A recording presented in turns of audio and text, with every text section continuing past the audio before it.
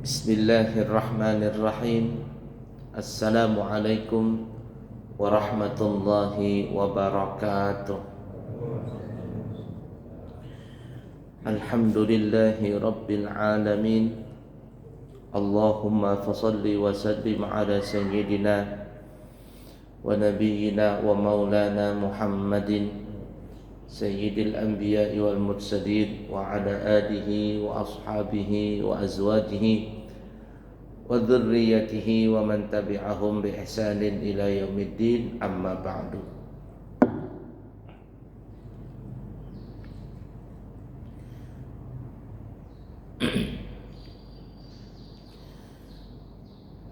Disebutkan di dalam sebuah cerita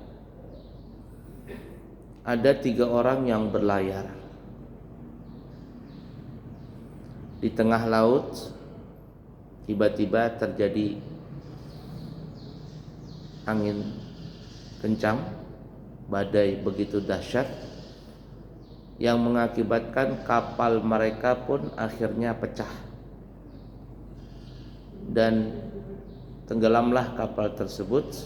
Namun alhamdulillah mereka yang bertiga ini masih bisa selamat dengan terombang-ambing di atas lautan sambil mereka memegang puing-puing pecahan kapal yang terbuat dari kayu.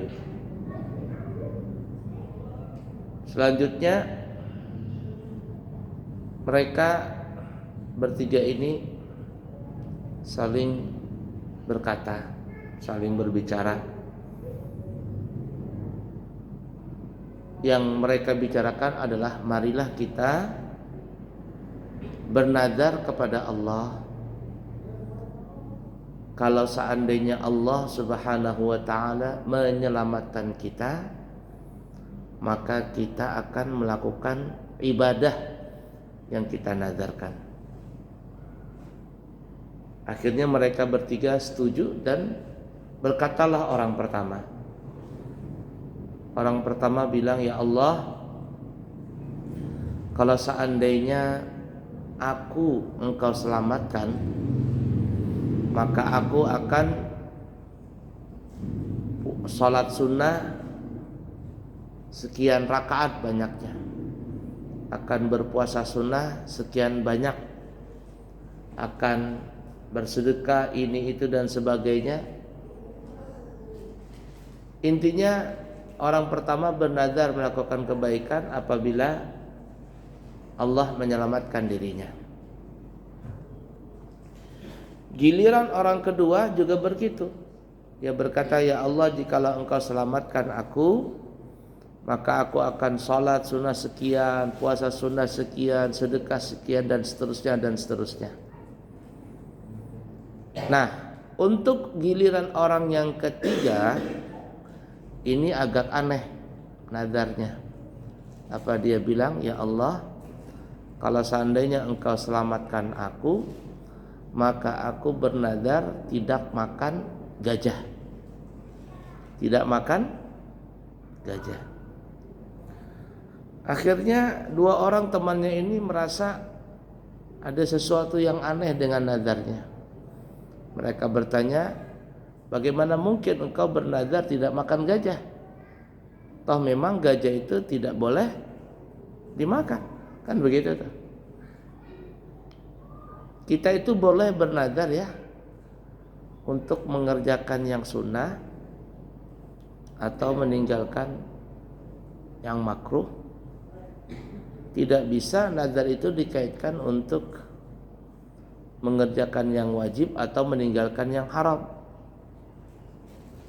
Umpama ada orang bernazar, ya Allah, kalau seandainya nanti saya 2024 terpilih menjadi anggota dewan, saya akan sholat 5 waktu.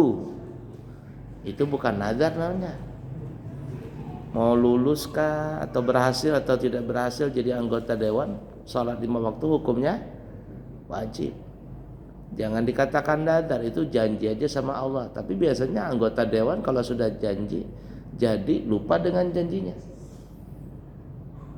sama makhluk Allah Ta'ala saja dia lupa, apalagi janji sama Allah. Ada salah satu anggota dewan ya, pernah datang waktu pengajian, datang ke pengajian saya, pengajian ibu-ibu, katanya tolong Pak, kami minta jamaahnya bisa milih saya. Akhirnya ya saya bilang, sampean kalau seandainya terpilih apa janjinya? Kata saya gini aja, udah belikan tiket, kita ziarah Wali Songo ini, ibu-ibu ini, berapa orang ini? Siap katanya. Ya saya doakan situ, ibu-ibu rajin doanya, amin, amin, nyaring semuanya.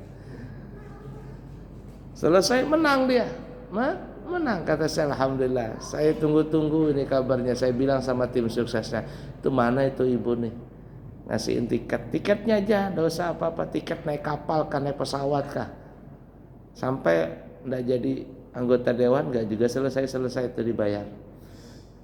Mau pledoi yang kedua, minta dipilih lagi, kata saya nggak mau, kata saya. Dia datang katanya, Pak diundang Pak, nggak mau, kata saya. Yang pertama aja dia lupa, kata saya.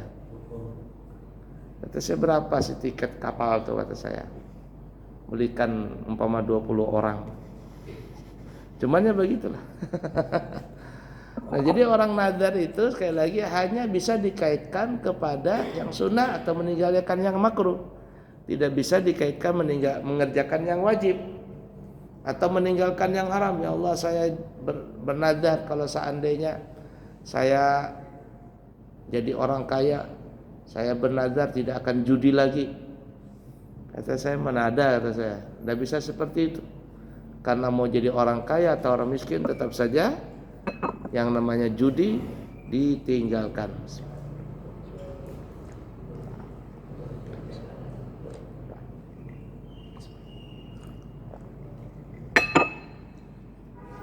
Waktu terakhir tuh ya, waktu terakhir umrah terakhir kan kami 12 hari, itu umrahnya 5 kali ya, kami umrahnya 12 hari, itu diberikan umrah, dibantuin sampai 5 kali umrah. Umrah terakhir itu waktu tahallul kan di luar, jadi ada jamaah saya ini minjam anak orang Syria, anak laki-laki masih bayi, montok, putih, ganteng, kulitnya ini badannya kenyal-kenyal.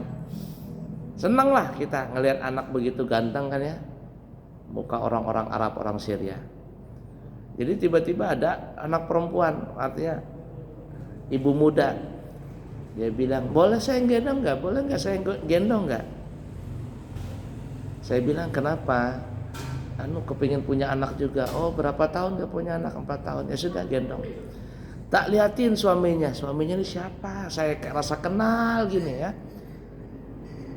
Ternyata saya lihat ini siapa namanya, yang Ustadz orang Cina itu, kok 5 atau siapa itu, yang sering di TV itu, di YouTube. Kata saya, ini si ya, kok siapa namanya, saya lupa gitu ya. Saya nggak hafal juga namanya, karena Ustadz artis nggak tapi hafal. Iya katanya. Oh, kata saya. Nah, akhirnya pas pulang dari selesai tahallul mau ke hotel, cerita. Ini kata saya, kok ini saya lihat di YouTube-nya itu dulu kan di Thailand ya. Iya Pak, katanya. Judi dulu, punya judi ya? Iya, punya judi dulu. Siapa namanya itu? Dia punya apa namanya? Saya lupa. Punya ini kasino. Punya kasino dia. Akhirnya dia taubat. Dari taubatnya itu akhirnya dia betul-betul hijrah jadi orang baik. Dalam perjalanan dia cerita ini, cerita itu. Kata saya, untung sampean ini ya. Ya, artinya dapat hidayah, masuk, entah apakah dia orang mu'allaf atau apa, yang penting yang jelas dia adalah pernah punya kasino di Thailand itu. Nah, itu banyak di YouTube dia punya itu. Ya, di YouTube dan ceramah-ceramahnya. Ya, tentang hijrahnya dia, pengalaman hijrah terutama dari pengalaman berjudi tadi. Nah, kita kembali, jadi nazar itu tidak bisa dikaitkan untuk meninggalkan yang haram atau mengerjakan yang wajib.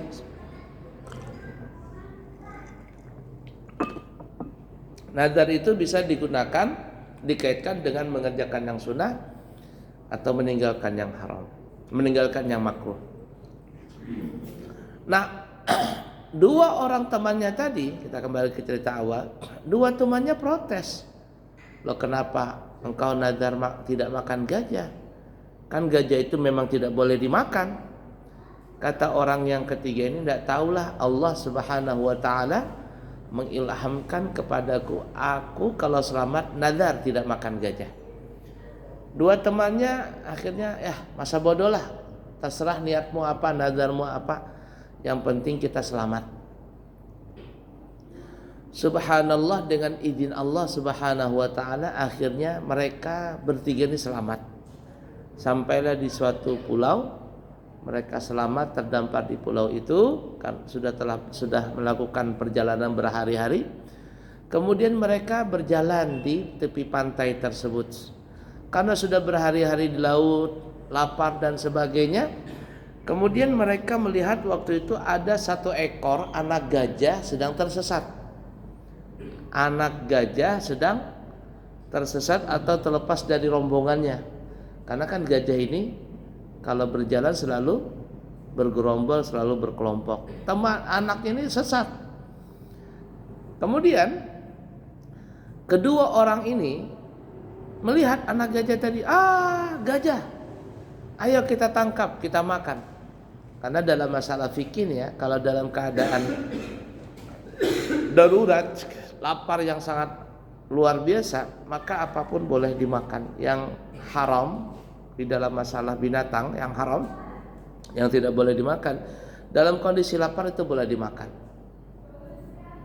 Nah, termasuk orang-orang yang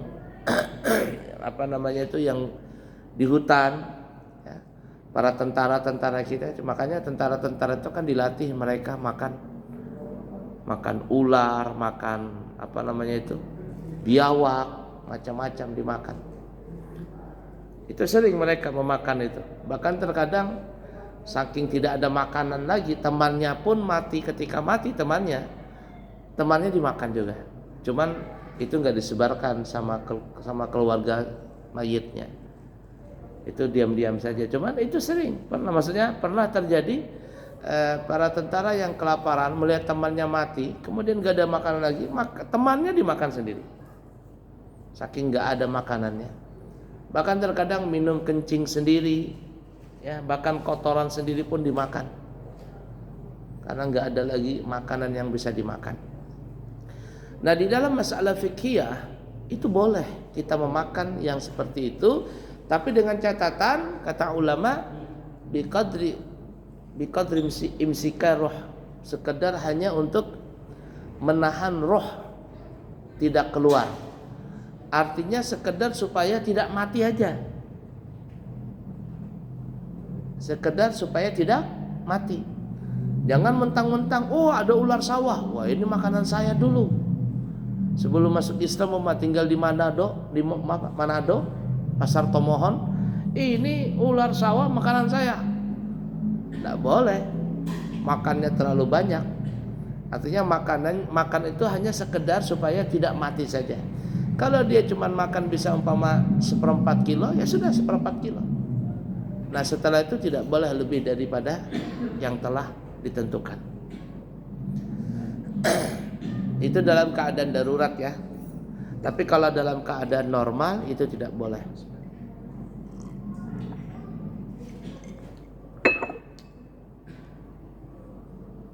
Kalau tidak salah, waktu kecil saya pernah nonton film Sunan Kalijaga atau film Sunan siapa gitu ya.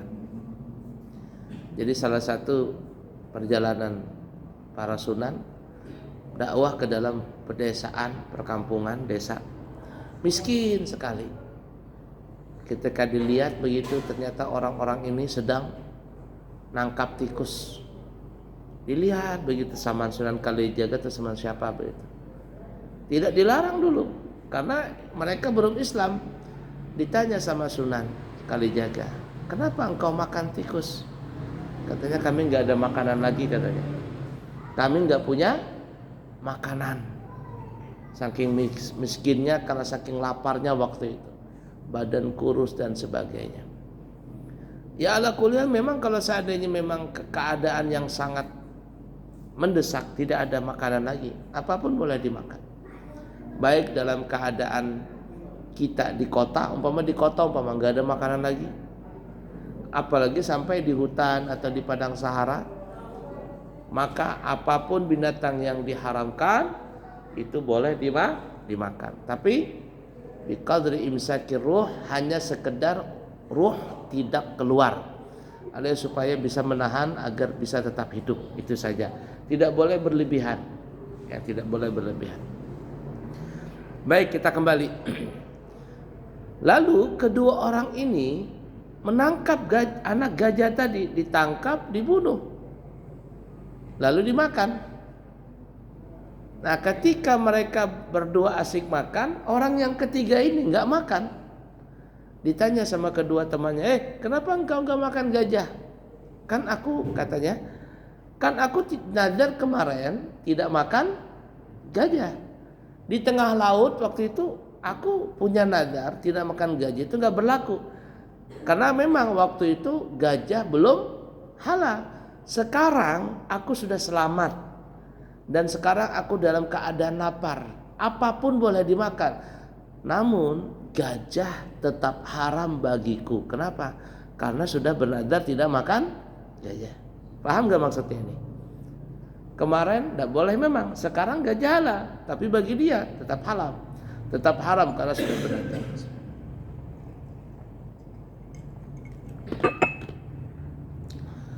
Kemudian orang kedua temannya, terserah kamulah mau makan enggak ada masalah.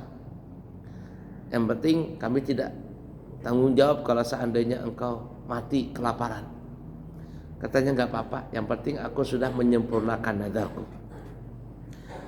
Ala kulli hal, kemudian tiba-tiba ketika mereka asik makan gajah, datanglah rombongan gajah. Mamanya datang, bapaknya datang, saudaranya datang. Mereka gajah ini ngelihat anaknya sedang dimakan sama dua orang ini. Dikepunglah kedua orang ini, termasuk orang yang ketiga tadi, dikepung sama gajah. Mamanya datang lalu mencium kepada orang pertama, dicium dengan belalainya. Bau gajah ini, bau gajah. Maka orang ini pun ditendang sama gajah, diinjak sama gajah, didudukin sama gajah, dan akhirnya mati. Orang kedua dicium lagi sama gajah. Wah, bau gajah juga. Ditendang, dibanting sama gajah, mati juga. Orang yang ketiga, gajah ini bingung, cium dari ujung, dari atas sampai ke kaki, kepala sampai kaki, nggak ada bau gajah. Kata orang yang ketiga ini, ya Allah, kalau seandainya saya mati, ya nggak apa-apalah. Saya sudah pasrah, tapi saya telah menyempurnakan nazar saya. Kalau saya mati karena saya dalam keadaan husnul khatimah. Akhirnya gajah ini pun, karena dia tidak mendapatkan bau gajah, orang ini pun dililit dengan belalai gajah tadi. Dililit, ya. Kemudian orang ini setelah dililit dibawa sama gajah ini, rombongan gajah jalan masuk ke dalam hutan, terus berjalan. Gajah ini kan kalau jalan nggak lihat-lihat, apa aja diinjaknya, ditendang, ditubruknya semua. Berubah, orang yang ketiga ini, Allah, matilah, yang penting kau ridha kepadaku. Nah, setelah beberapa lama berjalan, tiba-tiba rombongan gajah ini berada di perbatasan antara hutan dengan kampung. Lalu orang ini pun dilepaskan sama gajah.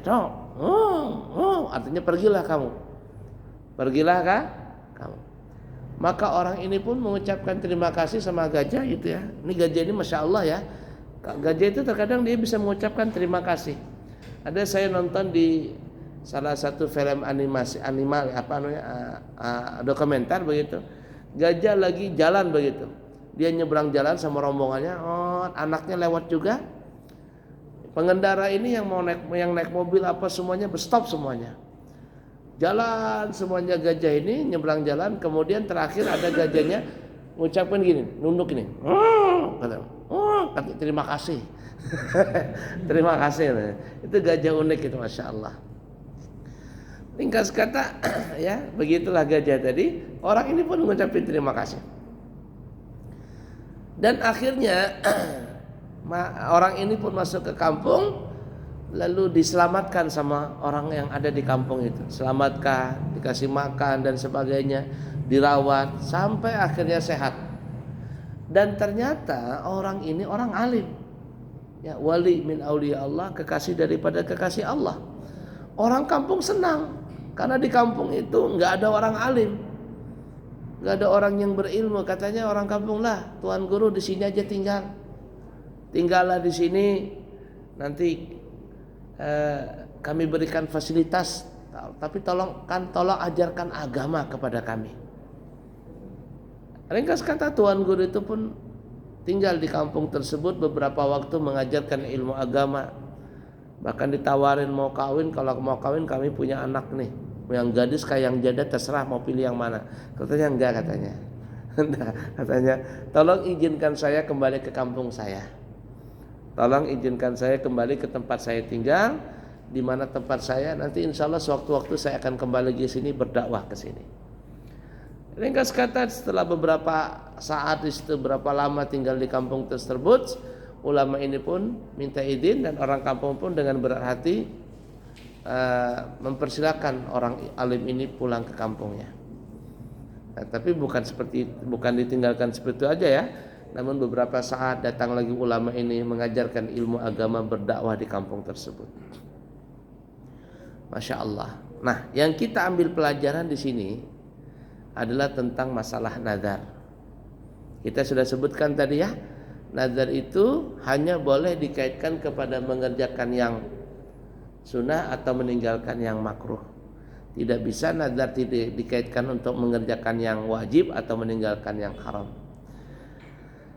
Sebenarnya nazar ini boleh kita lakukan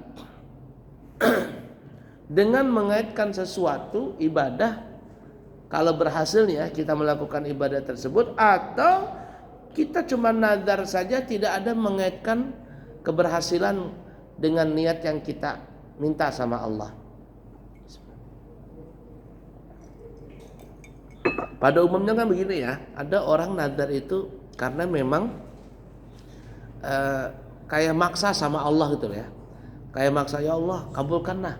Kalau engkau kabulkan saya akan lakukan ini. Tapi kalau enggak engkau kabulkan, aku enggak mau lakukan.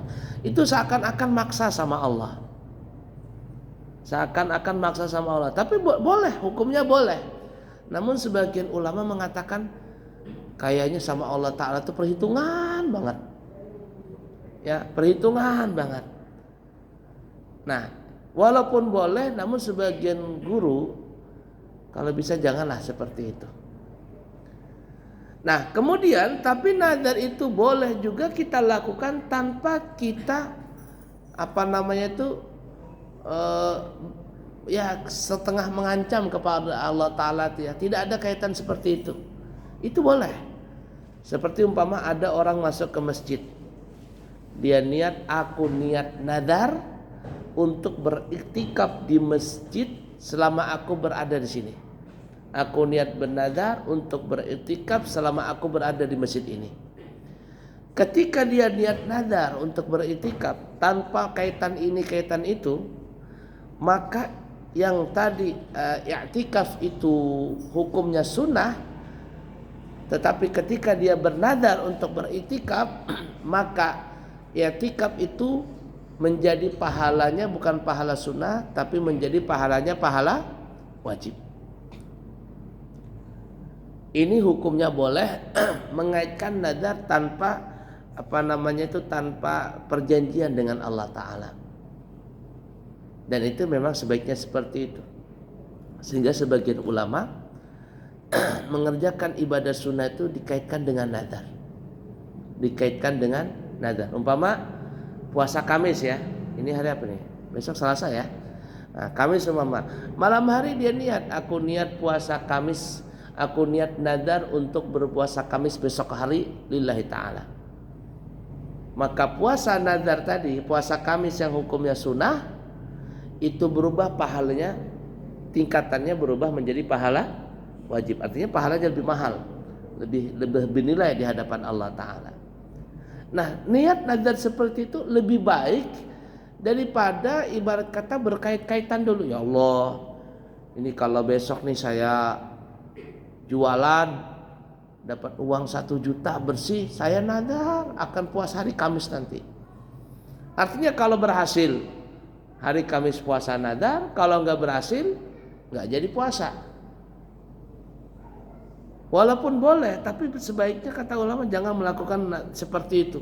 Kalau ingin nadar, nadarlah tanpa embel-embel dengan perjanjian dengan Allah Ta'ala.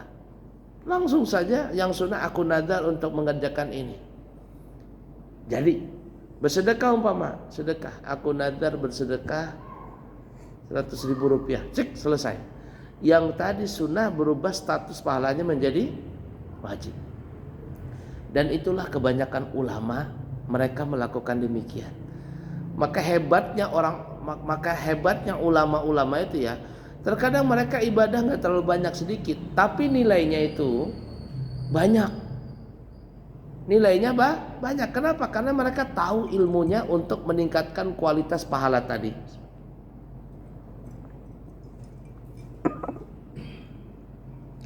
La yastawi alladhina ya'lamuna walladzina la ya'lamun.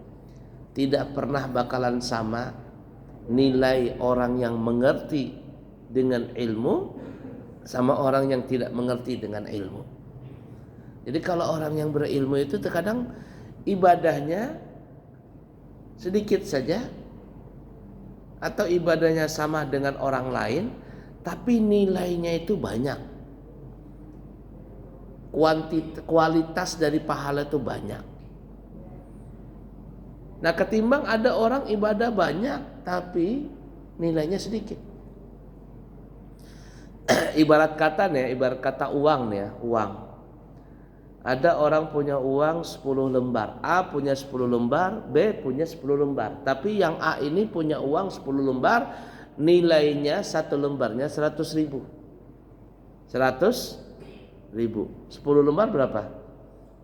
1 juta. Orang yang kedua B punya uang 10 lembar juga, tapi satu lembarnya itu nilainya umpama cuma 10.000. 10.000 kali 10 sama dengan 100.000. Pilih yang mana nilainya? Tentu orang memilih yang 100.000 nilainya tadi. Itu yang enaknya di situ tuh kalau kita punya ilmu. Tapi kalau nggak punya ilmu ya nilainya segitu-gitu aja. Nah itu nadar ya. Nah begitu juga ada ibadah-ibadah yang menjadikan pahala tadi itu bisa berlipat ganda. Selain daripada nadar tadi, ini bisa umpama di tempat, ya, di tempat atau di waktu. Kalau di tempat umpama begini ya, seperti kalau kita sholat di Masjidil Haram Mekah, sekali sholat berapa pahalanya? 100.000 pahala. Jadi kalau kita sholat maghrib di Mekah, di Masjidil Haram ya, baik kita berjamaah dengan imam atau tidak berjamaah dengan imam, ini sering dilakukan sama jamaah umrah ya. Ketika mereka datang ternyata jamaah di Masjidil Haram sudah bubar. Sedangkan ini rombongan baru datang kepingin melaksanakan umrah. Akhirnya ya Pak, kita jamaah takhir ya.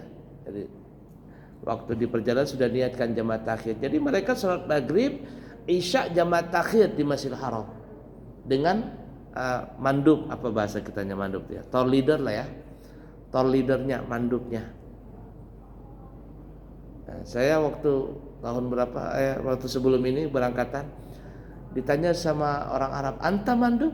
Mandub? Saya kira mandub, apa arti mandub? Kalau mandub itu kan disunahkan. Ternyata mandub itu istilah bahasa kitanya tour leader. Tour leader. Mandub bingung saya. Nah sekarang baru ditanya anta mandub, ya kata saya. Ya. Nah jadi mimpin jamaah salat di Masjidil Haram, walaupun tidak berjamaah dengan imam yang di Masjidil Haram, itu sama kita salat 100.000 kali di masjid lain. Di Madinah berapa? 1.000 kali. Di Masjid Al-Aqsa berapa? 500 kali. 500 kali. Dan saya terus terang menyarankan kepada jamaah saya, kalau bapak ibu sholat, usahakan sholat itu jangan di teras masjid, apalagi di hotel, kecuali dalam keadaan uzur. Kalau bisa sholatlah ke dalam masjid, Masjid Nabawi, masuk ke dalam masjid. Kenapa? Karena kalau kita masuk ke dalam masjid, kita bisa niat i'tikaf. Kalau di teras begitu tuh, itu belum i'tikaf lagi. Satu. Yang kedua, usahakan sholatnya di masjid, jangan di hotel. Karena sebagian ada bilang kita sholat di hotel aja, pahalanya sama. Enggak sama. Enggak sama. Walaupun di tanah haram, enggak sama nilainya. Mungkin ada yang mengatakan sama 100.000, tapi enggak sama dengan sholat di Masjidil Haram. Makanya jamaah kita itu bagaimanapun capeknya, kalau masih bisa berusaha berjalan. Ini kita punya betis nih, dipegang nih dengan kayak kayu kerasnya, kayak ulin. Pegang nih keras banget, kram. Ya, ini kaki pecah-pecah, tapi kita semangat. Kenapa? Kapan lagi untuk bisa datang ke sana? Nah, itu nilai yang kita bisa dapatkan, nilai pahala yang bisa kita dapatkan lebih dari segi mana tuh ya? Dari segi tempat. Tempatnya itu. Sampai kemarin ada yang guyon, ada yang bilang, Pak, kita kan sudah pahalanya banyak di Mekah ini, 100.000. Satu kali salat di Masjid Haram sama dengan 100.000 salat di masjid lain. Kalau begitu nanti kita nggak salat lagi, boleh nggak Pak? Ya nggak bisa, tetap salat. Itu namanya sudah dikasih hati minta jantung lagi ya. Jangan berpikir seperti itu. Bahkan ada saya pernah lihat, ya wallah alam benar atau tidaknya, mungkin dia pernah ke Mekah atau kemana gitu ya. Kan di Mekah Madinah itu kan banyak orang sholat pakai bangku. Badannya sehat aja, sehat gitu. Tiba-tiba pas sholat ambil bangku, duduk dia di bangku. Allahu Akbar, Allahu Akbar, Allahu Akbar. Nanti selesai taruh bangkunya, jalan lagi, dia sehat. Pernah saya lihat di Balikpapan ini anak muda. Tak liatin, entah apa dia sakit apa, cuman saya lihat anak muda masih. Dia bawa bangku kayak bangku di Mekah itu, taruh di situ, di belakang situ. Salat dia sambil duduk. Selesai salat dia pulang. Kata saya, ini madhab dari mana lagi diambil ini? Jangan-jangan madhab cuma Saka atau Saka Al-Imam Saka Handak. Saka Handaknya dia. Ilmu yang dia lihat begitu, tiba-tiba dia ikutin. Nah, ya kan? Baik, kita kembali. Jadi segi pahala itu bisa berlipat ganda dari tempat. Nah, begitu juga pahala kita bisa dapatkan berlipat ganda dengan waktu. Dengan kondisi waktu. Waktu ya. Nah, seperti umpama waktu itu bertepatan dengan hari Jumat. Itu pahalanya besar. Ya, kita salat subuh di hari Jumat, itu pahala subuhnya itu lebih besar pahalanya daripada subuh-subuh yang lain. Daripada kita salat subuh di waktu-waktu yang lain. Kenapa? Karena waktu yang mulia itu bisa menjadikan pahala besar. Ya, jadi pahala besar. Kita umpama salat tahajud. Salat tahajud di malam biasa, ya dapat pahala. Tapi salat tahajud di malam Jumat itu pahalanya lebih besar. Pahalanya lebih besar. Kita puasa sunnah di bulan sekarang nih, namanya bulan apa namanya? Bulan Safar ya. Pak, dapat pahala. Tapi kalau kita puasa sunnah di bulan-bulan mulia seperti bulan Haram, Muharram, seperti dalam bulan Dzulqa'dah atau bulan Dzulhijjah atau bulan Rajab, pahalanya itu berlipat ganda. Kenapa? Karena dia masuk di waktu yang mulia. Dan begitulah dalam kehidupan kita sering melakukan seperti itu. Ya, waktu ini diskon umpama. Ya, dari tanggal sekian sampai tanggal sekian diskon. Kita beli barang yang sama tapi dengan harga yang murah. Kan bisa seperti itu. Ya, promo umroh. Ya, dari tanggal sekian sampai tanggal sekian. Umpama yang harganya umpama 35, ini promonya cuma di harga 30. Kita masuk di waktu itu harganya murah. Tapi lewat waktunya harganya tinggi. Nah, kalau segi dunia begitu bisa, apalagi dari segi pahala, maka Allah lebih pemurah lagi.